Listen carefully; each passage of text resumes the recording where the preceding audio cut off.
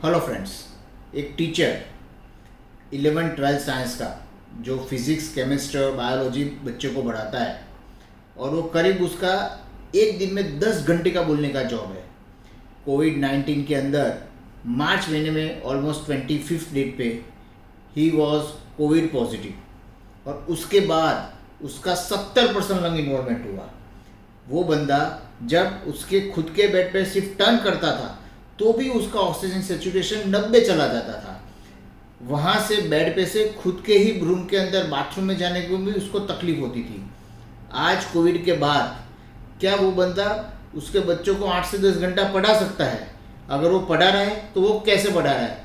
आइए सुनते हैं रवि सरकार की पूरी कहानी उन्हीं के मुंह से। देखिए। Hi, my name is Ravi Shankar and I'm 43 years old right now.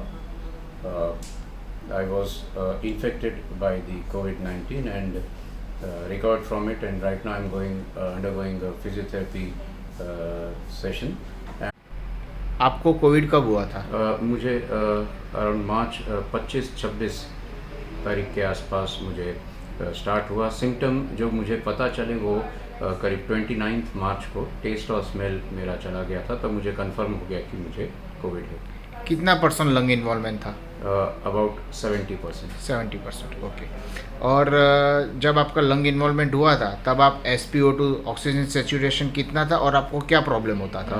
Oxygen saturation luckily मेरा 90% के आसपास था, लेकिन वीकनेस बहुत ज़्यादा हो गई थी। मैं बेड से उठ के वॉशरूम तक नहीं जा पा रहा था, मतलब नहीं खड़ा हो पा रहा था, मेरे से खड़ा नहीं हुआ जा रहा था। सांस लेने में तकलीफ़ हो रही थी। ज़रा सा भी मैं एक्स्ट्रा या डीप ब्रेथ तो सवाल ही नहीं उठता, थोड़ा सा भी मैं ज़्यादा सांस नहीं ले पा रहा था, खींच नहीं पा रहा था। और सीढ़ियाँ चढ़ना तो मेरे लिए राइट टू इम्पॉसिबल हो गया था। 2-3 स्टेप चढ़ते ही मेरी सांस फूलने लगती थी और बहुत ज़्यादा तकलीफ़ होने लगती थी। ओके। और बाय प्रोफेशन आप क्या करते हो? मैं एक टीचर हूँ, 11-12 साइंस पढ़ाता हूँ। कितने घंटे का काम है आपका? मैं जैसे जब नॉर्मल क्लास चलती है मेरी तो कम से कम 10 घंटा मैं कंटिन्यूस पढ़ाता हूँ। ओके। आप यहाँ पे क्यों आए थे? मतलब how did you come to physiotherapy? आपको फिजियोथेरेपी में यहाँ पे आने के लिए कैसे प्रेरणा मिली? मैं ठीक होके आ गया था, करीब 5-6 दिन हॉस्पिटलाइज था, घर आया। उसके 10-1 दिन के बाद मुझे खुद रियलाइज़ हुआ और मेरी वाइफ ने भी बोला कि और मैंने 2-4 जगह से पढ़ा भी और जाना भी कि जो मेन प्रॉब्लम होती है वो 3 महीने के बाद शुरू होती है, जहाँ पे अगर हमारा लंग्स वापस से उसी स्टेज पे नहीं आता है जहाँ हम कोविड के पहले थे, तो आगे जाके लाइफ में प्रॉब्लम हो सकती है। क्योंकि 70% इन्वॉल्वमेंट अगर हो जाता है लंग्स का, तो यानी कि सिर्फ 30% है जो अभी वर्किंग में है। तो इसीलिए हमें अपने लंग्स को वापस से एक तरह से जैसे मोबाइल चार्ज करते हैं वैसे अपने लंग्स को भी वापस से चार्ज करके उसी ओरिजिनल सिचुएशन में लेके आना है। और फिजियोथेरेपी से बेटर और कोई रास्ता मुझे नहीं लगता इसमें।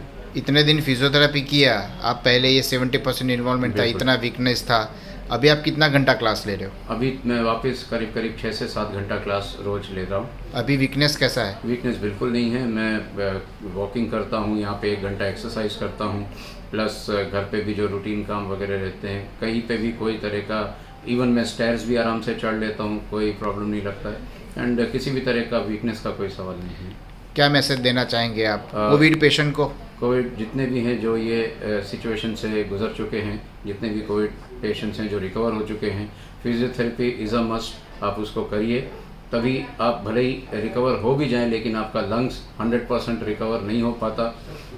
उसको वापस से उसी लेवल पे लाने के लिए या मैक्सिमम क्योर करने के लिए फिजियोथेरेपी से बेटर और कोई नहीं है। दवाइयाँ जितनी भी लेंगे उसका कहीं ना कहीं साइड इफ़ेक्ट होगा ही होगा। फिजियोथेरेपी एक ऐसा है जिसका कोई साइड इफ़ेक्ट आपको नहीं होगा, ये आपको और ज़्यादा हेल्दी और एक्टिव करेगा। सो आई वुड रिकमेंड सबको कि आप बिल्कुल फिजियोथेरेपी लीजिए, it will be better for you. आप क्या करना चाहेंगे सेंटर फिजियोथेरेपिस्ट डॉक्टर वैभव टीम?